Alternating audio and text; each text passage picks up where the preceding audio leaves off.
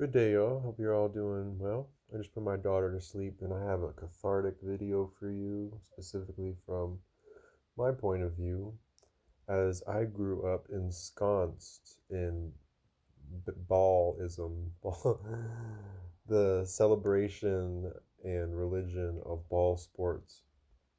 Now, what I mean by that is my Martin Pops, his main form of entertainment and his job, everything was aligned with sports. And myself and my two younger brothers played sports all throughout our childhoods. Every single ball you see here I've used in some form. Actually, maybe not that squash ball, but yeah, everything else. Yeah, except for the cricket ball and the squash ball, I've used in some form, and many of you have as well. Sports is a big central part of life on Earth in this day and age. And I find it interesting how, after reading the Bible and other religious texts, that see very little importance assigned to it in a genuine, deeper sense. And I do find a lot of these games to be fun, of course, but sometimes we have to look at how we structure them within our world. And I think the structure of these games at heart, children's games at really, are poorly construed. So let's get into it. Here we'll start with America's pastime, baseball, and I found this article by Hannah Shapiro. I'm going to reference from it, and this is a Zoroastrian ritual. Baseball. The hierophant is the pitcher. The batter is the receptor. The hermeticos, the shortstop, goes between worlds, and then each base is manned by a person, by an entity, and then you have the outfield as well: Stachio Sinistra, Centralis, and Dextra, and they're all wearing their garb in this 33 diamond esoteric ritual that we've seen many a time. I played baseball from the ages of about, like in like club and not in club but in leagues, little league and so forth, from the age of 5 to about 14, and wiffle ball outside of that. I don't know if I ever loved the game.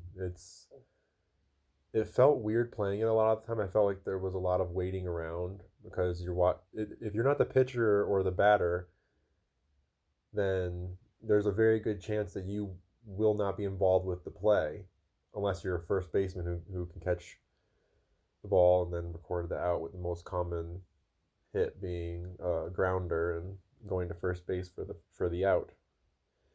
Baseball numerically is highly coded, just like golf, where you have 3 outs per inning, 9 innings in a game, so that's 27 outs. 27 is the 3 cube, 33 hidden, and then you have 54 outs total. So there's these nines littered throughout, and it does. And unlike most games, there is no time limit. The game goes as long as the innings do. So let's get into it. Hannah writes, "It is the vernal equinox, and the ritual has begun. The participants enter into the sacred quadrant and take their stations at geometrically significant places. They are all men, dressed in pure white garb, marked with colorful esoteric symbols. They hold ritual implements in their hands. 4 more men arrive. They are dressed in dark blue. Like celebrating priests, they confer on the details of the matter of the game. We need look no further than the local baseball diamond to find high ritual. There is no need to hanker after secret Masonic rites in closed halls or occult workings in incense-filled chambers. Wherever baseball is played, a true ritual goes on, as exoteric as daylight, as powerful as spring. Far more than other sports, baseball shows an esoteric structure. The game is played on a geometrically perfect square. Each base stands at what would be the quarters in Western esoteric ritual. These four bases also stand for the four elements, though attributions are variable. Home plate with its coating of dust seems to be earth, while third base is traditionally referred to as the hot corner, signifying fire. In the center is the pitcher's mound, a circle in the middle of the square mandala, which speaks to us of the fifth element of spirit or the center point of wholeness. The men on the field hold to their positions as reverently as any Masonic or Hermetic ritualist. In the outfield stand the attendants in the outer courts. On each of the quarters stands a baseman, guarding a sacred trust. So part of sports is there's this ritualistic aspect to it, and these ball sports all have these highly ritualistic aspects to them. And when I recall playing baseball as a child, I was predominantly a center fielder, and it was strange because you'd go some games where you'd sit there and do nothing, and other games you'd be highly involved and needing to take a part of nearly every play because they're constantly hitting, constantly getting a whirl on the ball. And the sunflower seeds that sunflower seeds and chewing gum that eventually leads into tobacco chewing. Oh, the snooze. It's you're sitting on the bench, all these guys grabbing their jock straps, and it's a stinky game. Oh, I can't. I've been a catcher maybe a handful of times, but I really wasn't a catcher growing up. Catchers are. I have massive respect for you for squatting for the length that you guys do. That's crazy talk. How do you guys do that? Um, it's it's a it can't it's an interesting environment, but I generally thought it was a bit stinky, and I made a comic that I've shared earlier on this channel that reflects how I felt about playing baseball as often as I did. Samson's Day Out. Um, so yeah, the men hold their positions. Here we go. Yeah, and on each of the court stands a baseman guarding a sacred trust. The shortstop moves between inner and outer like the swift Hermes, who moves between the worlds like Mario between the worlds as in Mario 64. The basement's main level and top level. That game is so ingrained in my mind. It's sad. It's pretty sad.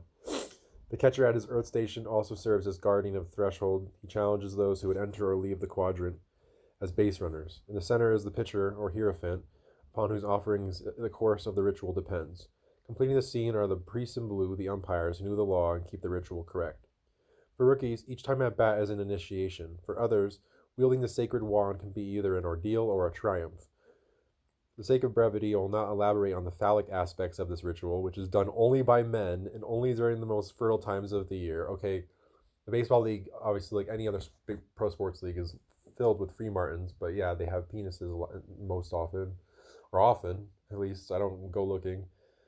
All female skeletons though, and yes, baseball starts with spring. It's one of the signifying elements of an American spring is hearing people playing the local baseball diamonds around town in the suburban towns, and I uh, I would sometimes bike by even at my older age and watch them from afar, but only briefly, because I grew sick of the ritual. I was tired of it. I haven't watched baseball in ages. I I don't know who's playing nowadays. I don't care. It's all rigged anyways. It's a very easy game to rig. So in baseball, if you watch it on the screen, that'll show you how fast the pitcher pitches. They can just lie about the speed they give you. It's so hard to tell when you're watching on a camera how fast it actually is going in there that they can easily lie about that. Throw a meatball, say it's 95 miles per hour, and then there you go. That's one form of cheating. They obviously can talk about it beforehand, and that's what I believe they do. Everything's decided. Baseball, like football, has this static nature to it where you wait for the pitch. It's not ongoing, it's not rolling like, say, soccer or basketball. And you can easily dictate how that goes if you're good at aiming the pitch, how fast, and then so forth, who's batting. And so it's really easy to rig. So they can make all this controversy around it, but if because money and betting is at the center of these sports, it's problematic. We'll get into that as we go forward here. So baseball is enriched not only by the geomancy, but also by the numerology. As I said before, the batter's ordeal may include a trinitarian 3 strikes or foul balls, which answers to the quadratic structure of the ritual space. The normal game lasts 9 innings, that perfect number composed of 3 squared. Yep, there you go. 9 men play on any, so 9 plus 9 equals 18, 6 plus 6 plus 6. It's significant. 18 is in golf too, 18 holes. Pretty big numbers in both of them. 9s and 3s and 6s. 9 men plant on a team at any one time, omitting the ritually incorrect designated hitter. These numbers are fraught with religious and occult significance, as I noted. Baseball time is sacred time. Football, hockey, soccer, and basketball run on clock. Play is constrained by the seconds and minutes of linear time. Baseball's time, though, is non-linear relativistic, where an inning can last as little as a few minutes or as long as an hour. I've played in 4-hour games. I've played in like 1-hour games. My dad, he umpires, and he would joke all the time about, oh, I was able to finish in an hour because he got everybody going fast. He had them warming up and getting everything done as quickly as possible so he could get going, get as many games in as he could, as he wanted to. It was ridiculous. But yes, it's relativistic. The pace of the game is determined by the motion and position of the ball. Time moves slowly when the ball is hidden in the Hierophant's glove, but moves far more quickly when that same ball is sailing over the left field wall for a home run. When that home run flies out of the ritual space into the outer depths, the happy ritualist puts down his wand and makes a circumambulation of the quadrant. Yeah, so many of the rituals involve circumambulation. When I went to the monastery, the Buddhist monastery, circumambulation, it's one of their main ways of garnering interest in an idol or some sort of ritual space. It's pretty strange. When that home run flies out of the ritual space into the outer depths, the happy ritualist puts down his wand and makes the circumambulation of the quadrant. Other baseball moves and customs show a similar respect for the hidden energies unleashed in this rite. Those men who face the Hierophant and his kneeling acolyte, known as the catcher, are seen to do all sorts of personal ritual gestures, crossing oneself, touching various parts of the body, spitting, or gesturing with the wand. All of these are aids to concentration. They also serve as banishing rituals in this moment of pressure. The spectators at the baseball rite are not restricted or silenced. They participate with the applause, cheers, mockery, or spontaneous cries, as would be expected of the profane. Much profanity comes forth. Sacred objects are often displayed by the fans. The very name fan comes from fanatic, which derives from the Latin fanum, or temple. Interesting, huh? They hold banners, wear special headgear with appropriate symbols, and show garb decorated with the same symbols. So, and then yeah, people drink beer, of course, at fermented libations and ritual meals. So it's so interesting that we've grown up, and this game is already, 200 some supposed years old or so, and it's this heavily ensconced ritual that is televised in people's houses everywhere, and whether you play it or not, you're going to know about it, and it's pretty weird as in essence. The witches and wizards are operating on a high level with their electrical boxes. Um, Success of a high sporting ritual such as fermented the rites that few religious liturgies, whether mainstream or esoteric, can achieve. Yes, this is a religion. This is what I grew up in. This is sportsism or Baalism. It's definitely a ritual. It's a lot of people are in it. It felt weird to pull out of it. It's how it works. I grew up in a cult, and I liked to ask. I remember when I was young, I liked aspects of it, just people running around making crazy athletic feats to win a game together.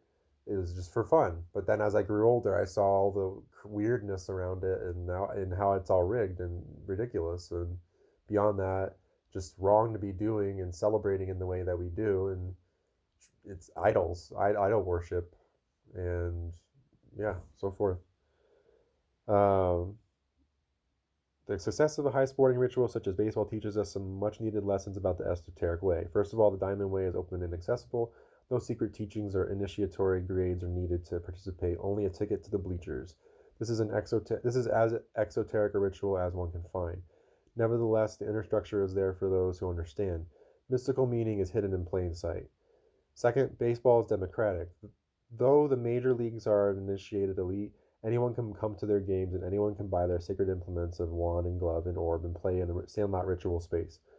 The Ascended Masters of Cooperstown smile on anyone who wishes to play. Finally, baseball reminds us that there is an element of ritual in all games, and that a ritual is in itself a kind of game. Um, Played by a team within a sacred space with special garb and implements. The outcome of a ritual, however, is not reflected on the scoreboard and hits and runs. The ritual game has a value that is far more abstract and less subject to the dualism of winning and losing. But a failure in ritual, like a loss in baseball, is not eternal. There is always next game or next year, and success in ritual, as in baseball, brings joy to a community and a whole city. It connects sacred and profane, inner and outer world. Ritual is sacred play, which brings cosmic inspiration to its participants on common ground. Well said, Hannah. So baseball, for me as well, as she's alluding to here, it is this rallying cry. You do get excited when things go well for your team or when you're actually part of the game. It's exciting and it can be fun, but it's at its heart, it's a ritual, and it's a bit odd, to be fair. All the numerology around it, how codified it is, the fact that you're throwing a ball at somebody and they're striking it with a phallic instrument that and the game starts in spring and so forth. There's a lot around it that gives me pause, and yeah, the prevailing emotion, though, as expressed in my comic, I felt around baseball was boredom, and then yes, noting all of this codification, it felt a bit odd to take seriously. And when you step away from it, all these people in these outfits, the worship of it, and how it's people get paid to do it, it's really pretty crazy. So a big part of really any sport is fan bases and how fans act and celebrate, and they get often for these events. People get drunk.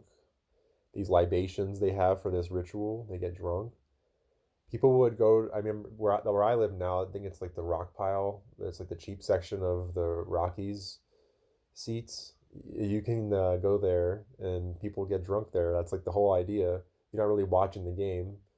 Even when I was in high school, we wouldn't really watch the game. We were just like hanging out, throwing a ball around, or maybe sneaking off and smoking a little bit of pot. It's a raucous environment, and it's Babylon. I mean, the whole point of this ritual is to distract you. So, oh boy, getting on to football here. Let's talk about America's team, the Dallas Cowboys. So, probably the most significant thing I think of when I think of the NFL football, American football, is that the Dallas Cowboys are America's team. Cowboys are America's team. Do you understand the deeper meaning of that? Yes. So both my uncles living on the East Coast had to spend much time in Texas. They loved the Cowboys, and they would snicker when they said that. And it's I guess it's kind of funny in a way. And then this guy also, he's a veteran, of course. Like everything is just a circus. They're all decked out in all this garb. I would never wear anything like that. Look at the rings. This is so girly. This is so feminine. You're surrounded by all these people wearing all these badges and acting like they're all certified for everything, and they got their gruff fake voices. And it's just such a weird place we live in. So then, yeah, they have their Babylonian oracles, as Deutsche Videos is one of his videos. You have to check out if you haven't already. Here, all boy body, long torso, long neck, big head, square heads, long big jaws. Yep, this is Babylon for you, and yeah, that is evident. So not only that, talking about baseball, it has a vernacular that isn't nearly as tough and really outright gross as as American football. Football has positions such as tight end, wide receiver, and plays like sacks. and so forth that are evocative of pretty gross things. Anyone else thinks it's funny that Jake Butt was a tight end? Of course he was. You can't be a quarterback. Jake Butt's gotta be a tight end, right? It's oh, it's so ridiculous. So then this was interesting. The term sack. This is interesting. The term sack was first popularized in the 1960s by Hall of Fame defensive end Deacon Jones, who felt that quarterback being sacked devastated the offense in the same way that a city was devastated when it was sacked.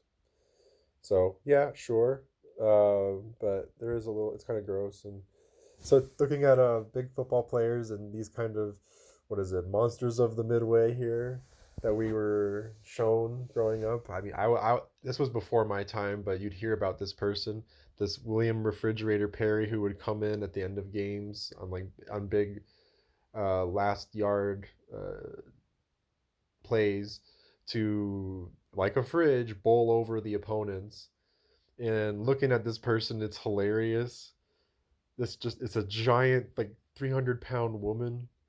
Like, look at this. Okay, so like the arms are tiny. There's no neck at all. This squat look.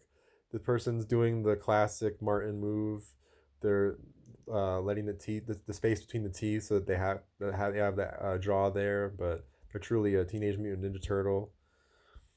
And the Getty Images coming in with, can you look any more effeminate than this? This looks like my wife when she was we had recently had our daughter.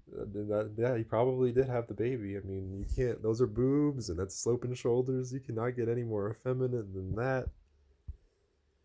And this is football, man. This is so you got to be a big tough person to be there. But really, it's the gridiron. It's the Vesica Pisces. They're throwing around a vagina. They're a bunch of free Martin folk that really are. It's again in this mystical ritual where that's what they really have, and it's nuts.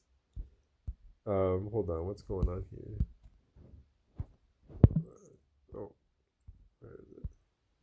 there it goes. And yeah, sumo wrestling is not is not solely a Japanese venture. Are you kidding me here? People think that that's a man. It's just it's a teenage. It's a turtle. And it's amazing that we didn't see these things or acknowledge that. Yeah, it would make sense that a man is indeed thin, and that a woman is indeed round and has much space in the understory. But here we are. And it's amazing that I couldn't see this until I was like 25, 24, clearly, but subconsciously knowing it all along that we are living in absolute clown world. And sorry, here you go. So then, yeah, compare these two images. This is going from football to basketball, and this is women's basketball. And look at that frame and how ridiculous our clown world is. There she is, throwing the Baphomet, Lisa Leslie. Couldn't be any more straight up and down than this. Looks a lot like Tyra Banks, who I met. I told that story on this channel before. And it gives off that energy. It's a dude in drag, and pretty freaky. Basketball is so poorly done. The NBA is the first one most people wake up to when being rigged, because they don't call travels. If you watch LeBron James or Michael Jordan, they'll take 4 or 5 steps and then dunk the ball. And a travel is anything beyond 2 after you stop dribbling, for those who are acquainted with the sport of basketball. It's heinous. So the best form of basketball you'll ever find is pickup games. You're never going to find it in professional, quote unquote, professional leagues, or even college basketball leagues, because they're not going to call the game correctly. We were asleep, though. We were absolutely asleep. Look at these figures. Like, are you kidding me? So then, moving on to soccer. Okay, soccer is a classic game, celebrated across the world, probably the world's biggest game. I cannot watch it. It is so bad when it's the professionals or anything other than, because people will just fall and they'll either call it or they're not. Either way, it ruins the game, and they fake it all the time. It's every game. It's disgusting to watch how people can deal with this and move on when like games are won and lost on fakery. I don't get it. I lose complete interest knowing that it's hokey and baloney and it's scripted, just in the same way that the fixed games that I talked about before, baseball and NFL, American football, in the sense that there's plays that are called or a pitch is thrown. It's a stop in motion and it goes. Whereas soccer and basketball, things are free flowing, but they aren't free flowing because you have all this fakery going on in the middle. And I'll never forget this. Sergio Busquets or something, I think, from Barcelona, falls down and then peeks to see if the referee checked in on him, like to make sure that he's going to get away with it. This is just disgusting behavior, and some of the most grotesque behavior is exhibited in this modern form of sports. Not to mention, all these games I'm talking about are buffered by just half of the time buffered by ads. If you didn't have all this time that was commercials and waiting around, the games could be done in at least half the time. And it would save everybody. It would be they would save their energy, everything would be better. But because of how it's drawn out, it gets it's a grind and it's boring, and it deters people from really wanting to explore these things in a way that's healthy. And yeah, you have this bullshit going on where they're trying to do anything to win instead of celebrating the sport in the purest form of it. That's what you got. That's what it really is, the essence of. So these games aren't necessarily bad. They're just not celebrated in the purest form. They're dirty. So here's Albert Pike, who supposedly was one of the founders of American football. And look at those boots. Look at those tiny feet, those little elf feet, casting spells on us with these. And another thing about the NFL, obviously, it's ridiculously homoerotic, just like wrestling. And here you have no chin, Stone Cold Steve Austin, but more masculine looking, the more like the classic Martin masculine, bald with the beard look, beard goatee look, and look at that straight up skull, no neck, and look at the thighs. I mean, the most soft, like a baby's bottom. Yeah, and then is this Mick Foley? Looking in his dude outfit and doing some Masonic hand gesture, being weird, sticking his tongue out, like wrestling. Okay, so here just to go just finish this character and then I'll go into wrestling. So here, kind of his take on like the average dude that's going against the system. So there he's wanted, he's an outlaw, he's got that character. Oh, there he's he works at an office and he holds it together, but really deep down he's like causing mayhem. And this one, he's a hippie throwing trip sixes, being a weirdo. And then more of like your, hey, what's up, dude? Everything's good here type. So wrestling, man, my this is so weird to talk about, but my dad would sneak wrestling. He would watch it sneakily because my mom didn't appreciate, quote unquote mom didn't appreciate the message that was being spread with it, of course, because it is degrading to everybody involved. It's a misogynistic, hedonistic activity, and just misandrist. I mean, everything. It's just bad for life and energy. It's homoerotic. It's gross. They have all these skits that are revolting and full of unnecessary bickering, and it's just a joke. I can think of all the ridiculous. Ric Flair comes to mind. This cocaine fueled, ooh, crazy person that you just know that this person's leaving the most hedonistic lifestyle, and how can you sit there and take on this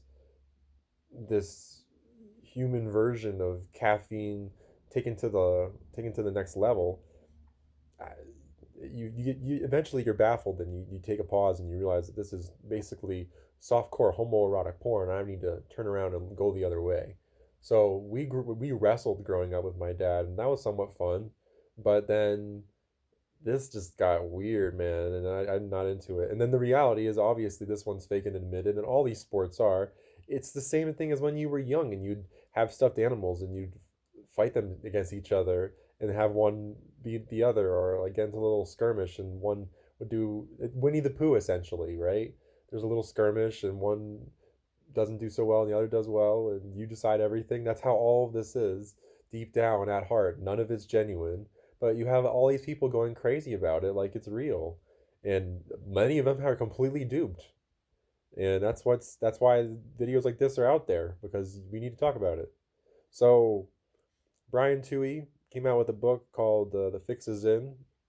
I read I read, and he goes into referees being involved, players being involved, gambling around it, how it is inherently fixed, and there's ways to figure out who is going to perform well if you know coding and certain people. And I actually attempted to do this for a little bit. I had given up on sports for a few years at this point, but I dove back in solely for this reason. I wasn't watching any of the games, but I was betting on them, knowing that they were rigged, following the Zachary Hubbard person, and it felt ridiculous. But it was the cult I grew up in. Now I'm like, well, you know what? Screw this cult. I'm gonna make money off of it. And I basically wound up. I think I was even, or even I lost a little bit of money. But either way, it was a bad endeavor.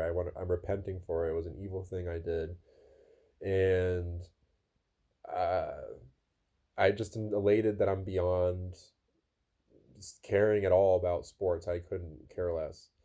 And this is a book that it's helpful if you're somebody who is in the cult of sportsism, Baalism, to wake up and smell the roses again, and get out into the world, because it's all fake. It's they throw all the hand signs. It's all rigged from the beginning. You can't take it seriously. It's idol worship. Jack Senpei also has videos. I referenced him before on the channel. Check him out. Yeah, wrestling's kind of gay. There are two or more dudes in only panties, and they're touching and holding each other for 30 minutes straight. Sometimes they're even breathing in each other's faces and other gay things. Nothing against gays. Sometimes they choke each other, which I find also gay, especially if two half naked dudes do that. So they say no homo in the locker room afterwards, and it's all good. It's no, like, it's not just wrestling either. Like the sport of football, all the constant tackling of men. I played it for a season in middle school. It didn't feel overtly gay, but I was also not really. I was very on the fringe of this group, and I saw more homoerotic energy from other football team members, and definitely when high school started, and I was invited to join the football team, and I declined at this because of this notion that there would be weird homoerotic tendencies from some of the players. It's inevitable. It's all the tackling, all the just gross positions. It's like martial arts, jujitsu, and certain ones. It's just it doesn't look quite right. It's weird when people make it their main thing. I think I get that there's a way you can look at it where it seems platonic and fine, Greco-Roman wrestling, all this handsy stuff. But to me, it looks gay, and I don't want to do that. It doesn't interest me. I want to do all those things with my partner, my girl partner, and I feel good about that. If I was doing that for a dude with a dude, and even if it was Greco-Roman wrestling, it would feel weird. It would feel strange. I would be like, I'm ready to move on, do something else. I'm gonna go on a run. I'm gonna go frisbee golf. I'm gonna go on a hike. So yeah, it's pretty weird. So then yeah, this aspect of it, that people make money off of essentially mopping or curling. Curling is a cool sport. I actually like it more than most sports, but just sports should not be a profession. You should not make money for sports. I mean, money in itself is just evil, right? But it doesn't help anybody. You're not. It should be a thing that you do for celebration, just for fun, because you like doing it. It should not be something that people get paid millions and millions of dollars to do. And I'm not saying people that are in curling do get that much money. They get some, but people in these ball earth but nonsense sports supposedly do, and it's evil. It's showing that our society is inherently bent on entrainment, entertainment, not on fulfilling what is most integral to our Earth's needs. And then they lie about it with fake enviro stuff like global warming. So yeah, here, same idea. I referenced this in an earlier video, this comic about how that we could have the reverse of school teachers getting paid well because they're actually doing the important work. I mean, any teacher, because you're with that person, you're with that child, you're with that student, and you're giving them all you have in whatever subject, and doing so in a way that's entertaining and relatable. That's what's most important. I mean, all these sports are fine, but they shouldn't be at the emphasis that they're made. At my school, as many other people have experienced, there was so much funding that was devoted to the stadium and upkeep of the sporting teams. These sports teams members would miss classes regularly and still get good grades. There's so much shenanigans surrounding it, and a lot of partying and a lot of bullshit, because it is bullshit at the end of the day when you recognize that these big competitions are rigged. And the worship around it, the idol worship around it, is just evil. It's one. This is one of the main reasons our society is in the drain, is how this is treated. These sports could easily be simply things people do for fun on the weekends, and it's not made a big deal. But instead, throughout much of society, you see people wearing the jerseys, people wearing people's names on their jerseys, and like this here, just covered in advertising. Like, I just am doing everything I want, everything I can to make the most amount of money I can to up my net worth. Like, NASCAR is, it may, whether it's the most environmentally evil or not thing, it is. I can't fathom why people do this personally. But hey, if you want to race a car, sure, whatever, you do you.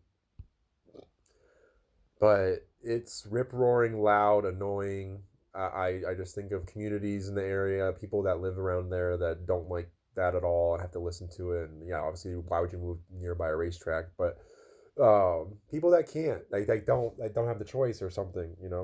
They're stuck there, and how annoying that is. That kind of energy, and it's just ridiculous. And then golf along those lines of doing so much destruction to the environment. Okay, I actually worked at a golf course for a little while. This is it was a couple months. I missed one day, and then that was it. She's like, bye. And I was tending to the gardens and flowers and so forth. And the chemicals they use, how much intense watering goes in, how many resources go into making things look lush and green and perfectly trimmed, and the way that they want it, it's insane. It's disgusting. The way I think golf is fine so long as you leave the environment as it is. You cannot do any of this, and then hey, you get better at golf. Okay, there's not these perfectly trimmed greens, so you gotta hit it out of the rough. You gotta hit it out of an area that's a little bit more difficult. Deal with it. Stop being this baby. Golf is this babification of the human being. You're babifying the land in this robotic way to satisfy your ability to drive a ball, and killing animals, killing species, and the the the ecosystem and its diversity by this disgusting practice. I hate golf with a passion. The worst sports for the environment include skydiving. Of course, I've never skydived, but yeah, obviously, golf. Golf is is way worse than skydiving, I'd imagine, just because of how many people do it. Auto racing and other motor vehicle sports, and motorized water sports. And I will say this about motorized sports in general. I remember reading somewhere that one of the most polluted places on Earth is actually in Yellowstone Park, in a section where they allow people to go snowmobiling because of all the emissions that get released, people just idling on their snowmobiles. in the forest for hours on end and so forth. Uh, it's sickening how all these motors are everywhere. One of the ladies the lady I used to paint with, she would talk about in this neighborhood, there was only one path to go because everywhere else you went, it was lawn equipment all day long throughout the spring and summer months. That's all you heard, and it's an annoying facet of our reality of how itinerant this strange race of Martians is to their lawns and so forth. All this ridiculousness, like golf, just silly. So yeah, I said it before. It's the Coliseum. All these sports. Coliseum is meant to distract. Um, Famed for its gladiatorial games, was a masterstroke of Imperial Roman entertainment designed to appease and distract the populace from the empire's economic troubles. Sacrifices to Satan, too. People were killed, supposedly, by animals or each other in sword bouts and so forth. It's just disgusting, this barbaric, dark nature of, you could say humanity, you could say seed of Cain. I don't think Christ's seed, or the good conscientious people that are living by the Ten Commandments, people are making these things happen. All these bloodthirsty rulers that just want to see things burn and want to corrupt people for the sake of their entertainment. That's what it's all about. It's disgusting. Social disparities, porous borders, and political turmoil, especially in an election year. Yeah, I mean that all that stuff is fake too. You're not supposed to pay attention to it. It sucks. It's just, how are we going to reclaim our world? You have to pull people out of these religions. This is sportsism. It's a religion. So when I was young, my neighborhood, bit of nostalgia for me. Main games we played were kickball, which is very much the same thing as baseball, but we would make chalk bases, and it was on my street. I had a handful of friends that would play, probably averaged out at about like a 3 versus 3 or 4 versus 4 game. And it was fun. I enjoyed it. I mean, but it was loose because and but it didn't have all these restrictions or all this craziness surrounding it. Like, as I've gone into, it was just us playing as friends, and that's why it was so much fun. And the kickball, I think, can be enjoyed like that. It's a great game. We also played manhunt, and we officiated that, and everybody. It felt more like a genuine democracy where everyone had an equal say and everyone could weigh in on what was right in the situation. Obviously, older children had more of a say because we knew more, but or old, I was generally one of the older children in the neighborhood. But that was just the case, and I loved it and enjoyed it. And any game that I've mentioned, I think it can be enjoyed in this format. I also, as I got older, in high school, I could have continued in college, but chose not to row. I rowed as part of an 8-man crew, as you do see here. Yeah, that's 8 in the coxswain. And these boats are very expensive.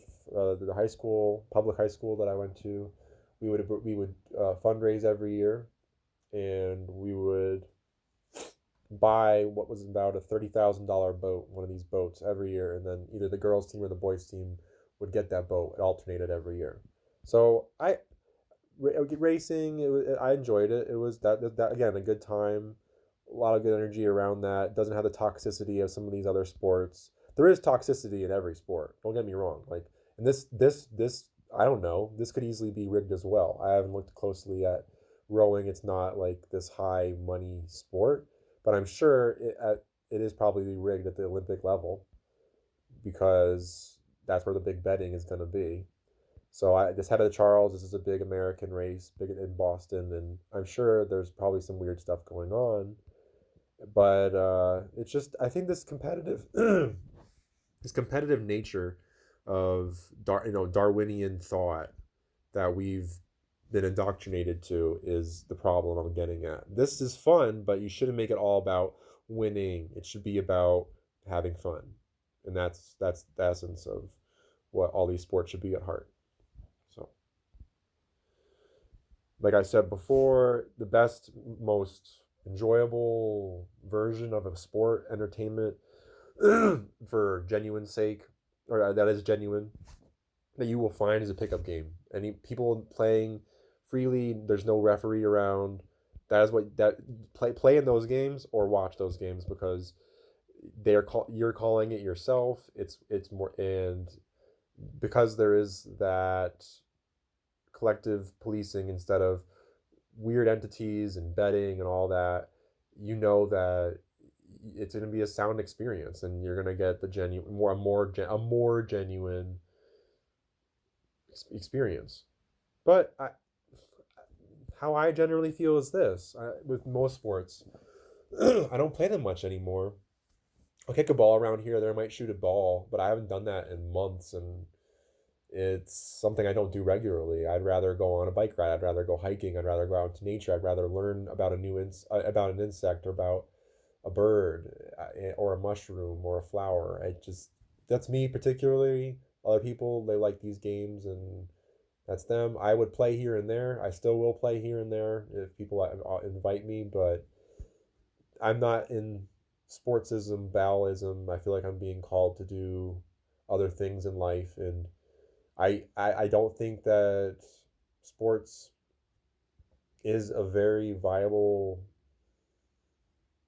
like honestly, like it's hard for me to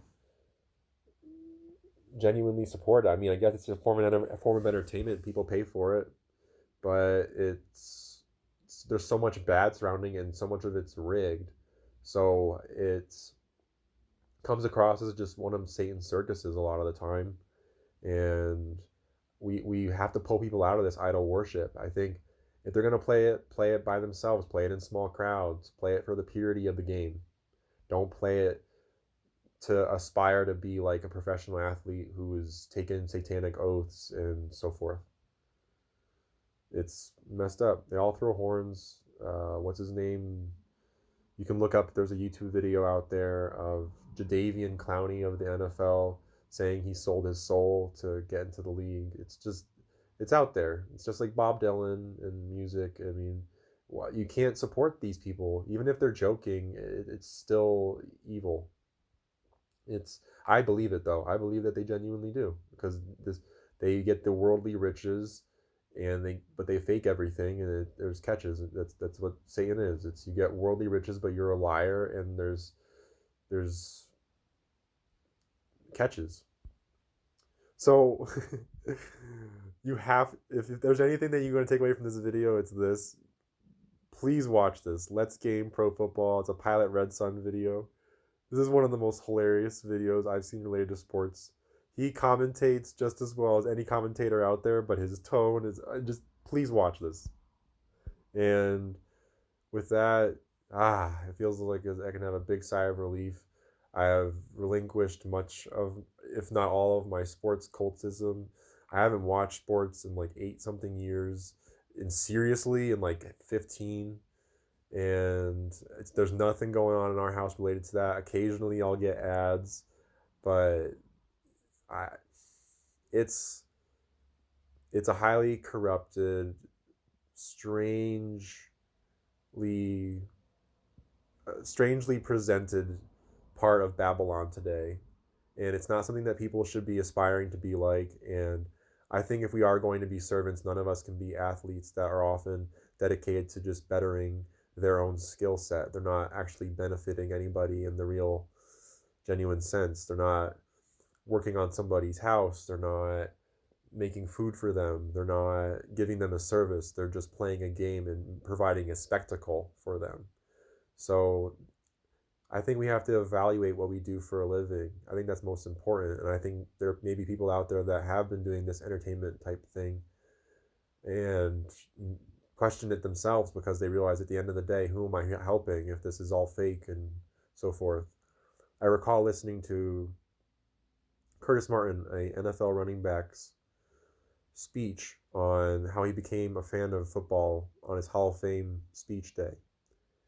The first time on that day, because the whole time he was, in all this pain playing the game and all the pressure surrounding it, and just, it was mayhem and chaos to him, and it probably actually was.